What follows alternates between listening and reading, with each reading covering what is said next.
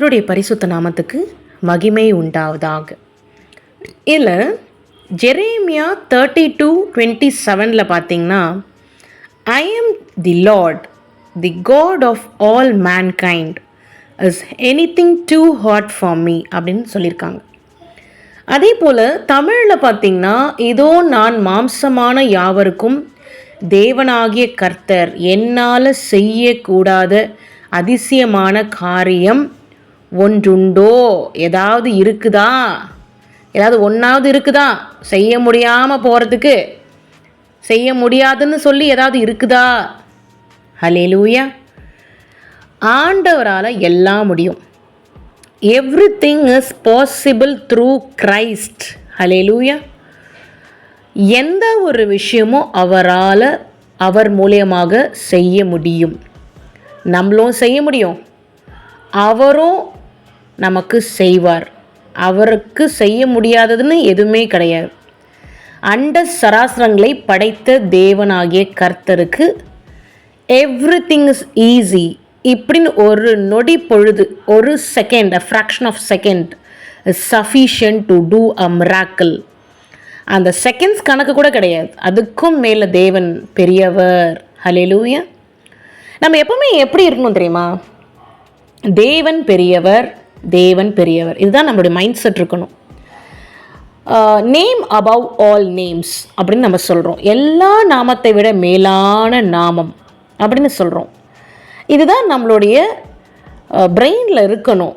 நீங்கள் தூங்கி உங்களை நல்ல தூக்கம், டீப் ஸ்லீப்பில் இருக்கீங்க, யாராவது உங்களை எழுப்பி கேட்டால் இதை தான் நீங்கள் சொல்லணும். அந்த அளவுக்கு கர்த்தர் மேலே உங்களுக்கு பற்று உண்டாகணும்.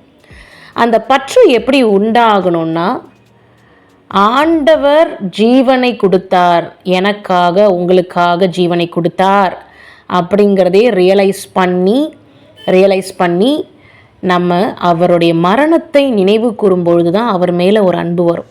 ஹல்லேலூயா.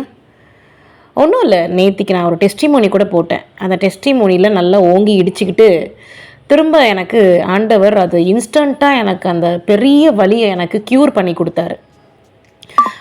அந்த வலி எனக்கு ஏற்படும் பொழுது என்னுடைய குழந்தைங்கிட்ட சொன்னேன், மா எப்போவுமே இந்த மாதிரிலாம் ஏதாவது ஒன்று நடந்துச்சுன்னா என் பிள்ளைங்கக்கிட்ட சொல்லுவேன், மா எனக்கு இடிச்சுக்கிச்சு இப்படி வலிச்சுது, ஏசப்பாவை எப்படிலாம் அடிச்சிருப்பாங்கம்மா, அவருக்கு எவ்வளோ வலிச்சிருக்கோம் அப்படின்னு நான் என் பிள்ளைங்கக்கிட்ட அடிக்கடி சொல்லுவேன். எனக்கு தோணும் போதெல்லாம் சொல்லுவேன். இன்றைக்கி கூட ஒரு கிறிஸ்டியன் ஒரு சின்ன ஒரு எபிசோடு, அது ஹோப்பு அப்படின்னு சொல்லி ஒரு எபிசோட்.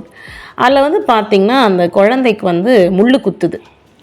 ஆண்டவருடைய ஒரு எபிசோடு தான், அதில் ஒரு முள் குத்துது. அப்பயும் நான் என் பிள்ளைகிட்ட சொல்கிறேன், மா இந்த குழந்தைக்கு முள் குத்துச்சு, அதால் தாங்க முடியல, ஆண்டவருக்கு முற்கிரீடம் வச்சாங்கம்மா, எப்படி வலிச்சிருக்கோம்மா அப்படின்னு என் பிள்ளைங்கிட்ட சொல்லுவேன். நம்ம நம்முடைய வாழ்க்கையில் பார்த்திங்கன்னா நமக்கு நடக்கிற பிரச்சனைங்களையே சிந்திச்சு பார்க்குறோம். ஆனால் ஆண்டவர் எதற்காக ஜீவனை கொடுத்தார், எப்படியெல்லாம் அவருக்கு வலிச்சிருக்கோம், உங்களுக்காக எனக்காக அப்படியேப்பட்டதான பாடுகளை சிலுவையில் அனுபவித்தார். காரி துப்பினார்கள். ஒரு சிலுவையில் யாரை போடுவாங்க? திருடன், கொலைக்காரன், அக்கிரமக்காரன், இப்படியேப்பட்டதான ஆட்களை தான் போடுவாங்க. ஆனால் ஆண்டவர் எனக்காகவும் உங்களுக்காகவும் ஆண்டவர் மரித்தார். ஆண்டவர் உங்களுக்காக திரும்ப எழுந்திருக்கிறார். அப்போது உங்களுக்காக எழுந்த ஆண்டவருக்கு செய்ய முடியாத அதிசயம்னு ஏதாவது ஒன்று இருக்கா? நிச்சயமாகவே இல்லை. செய்ய முடியாத அதிசயம் அப்படிங்கிறது ஒன்றுமே இல்லை. அவரால் எல்லாம் செய்ய முடியும். செய்ய முடியாததுன்னு எதுவுமே கிடையாது. அதனால தான் இந்த வசனம் என்னை ரொம்ப அட்ராக்ட் பண்ணுது. இந்த வசனம் எனக்கு ரொம்ப ஒரு ஈர்ப்பை கொடுக்குது. தமிழில் அவ்வளோ பியூட்டிஃபுல்லாக இருக்குது. என்னாலே செய்யக்கூடாத அதிசயமான காரியம் ஒன்றுண்டோ, ஒன்றாவது இருக்குதா அப்படின்னு சொல்கிறாரு.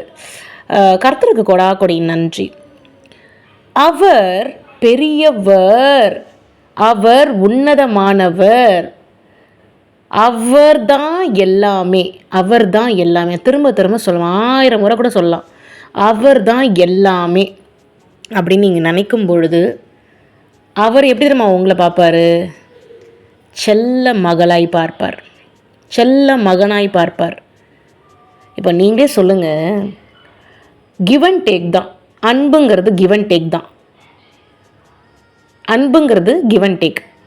அப்போது அவர் அன்பை ஏற்கனவே காட்டிட்டாருன்னும் பொழுது நீங்கள் பதிலுக்கு அன்பை காட்டினா அவர் உங்களுக்கு என்னெல்லாம் செய்வார் நினச்சி பாருங்க. நான் ஒன்று சொல்லட்டுமா, இந்த பிரபஞ்சத்திலேயே அன்புனா அவர் மட்டும்தான். இந்த பிரபஞ்சத்திலேயே அன்பு அப்படின்னு ஒரு வார்த்தைக்கான அடையாளமே இயேசு கிறிஸ்து மட்டும்தான். எத்தனை பேர் ஒத்துக்கிறீங்க? ஒத்துக்கிறவங்க இருக்கிற இடத்துல ஹல்லேலூயா சொல்லுங்கள். ஹல்லேலூயா. அன்புனா அவர் தான்.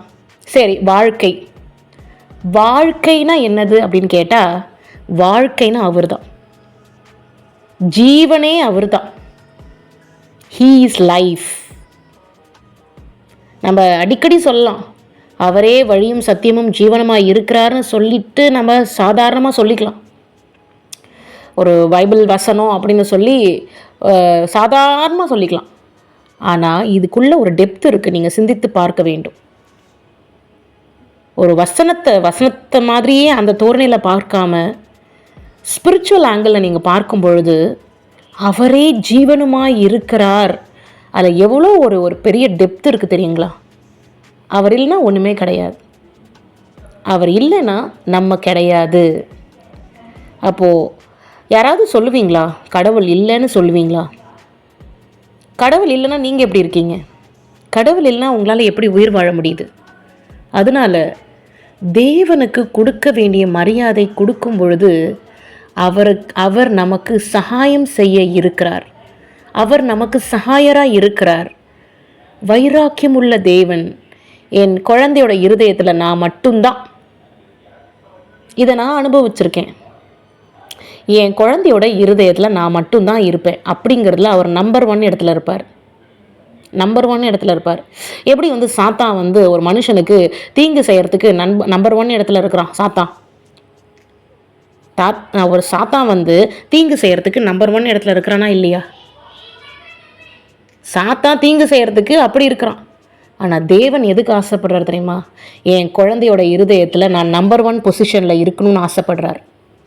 நீங்கள் அந்த பொசிஷனை கொடுங்க, அவர் உங்களுக்கு அதிசயங்களை செய்வார், அற்புதங்களை செய்வார். அவரால் செய்ய முடியாத அதிசயம் எதுவுமே கிடையாது. அண்ட சராசரங்களை படைத்த தேவன் உங்களையும் என்னையும் படைத்த தேவனால் முடியாதது எதுவுமே இல்லை. Just surrender your self.